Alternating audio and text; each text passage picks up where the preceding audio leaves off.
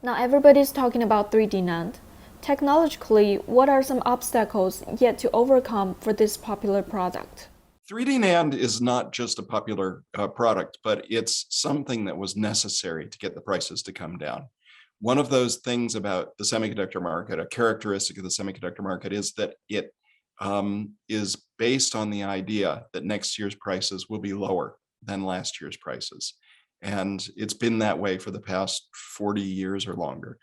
3D NAND was a way to get past a roadblock that was facing the NAND flash manufacturers. They ran out of ways to be able to take the old planar NAND flash and reduce the costs. And so they went to 3D to reduce the costs some more. In order to reduce the costs in 3D NAND, you have to continue to add layers, one on top of the other. And then you have to drill holes down through a number of layers to make the whole process work. The problem with 3D NAND flash is how deep can you drill those holes and still have them be accurate before they start wandering off in one direction or the other, or they start getting narrow at the bottom or narrow at the top and wide at the bottom. And that's where the biggest problem is. And so the NAND flash manufacturers, and especially Samsung, have spent an awful lot of time and effort trying to find a way to put down more layers, but to make the layers thinner so that they don't end up producing this very thick set of layers in there. And that's been the big trick for them. They're using something now where they're putting down 32 layers or 64 layers and drilling the hole and then like stopping there and then putting another 32 or 64 layers on top and then drilling another hole in that. And that seems to be working. And there's no known limit as to how far you can take that particular technology. Well, I know that Samsung has talked about having research on 500 plus layer NAND flash.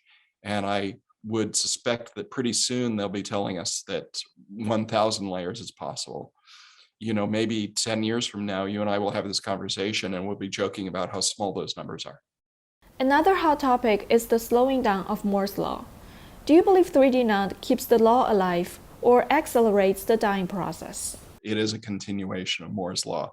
And it's just they are putting more transistors on the chip, but the way that it has been done for the first 50 years was by making the transistors smaller and smaller and smaller, right on the very surface of the chip.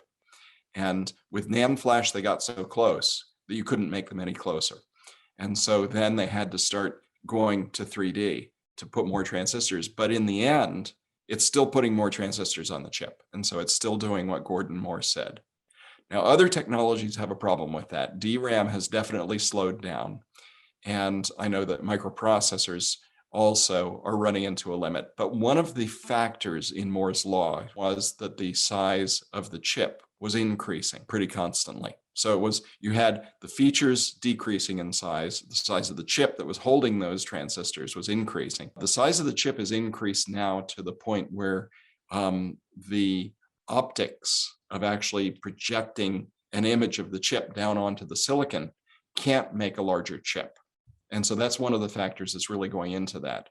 And the way that semiconductor manufacturers are approaching that limit is by using what they call chiplets, or Intel has something that they call their Foveros technology.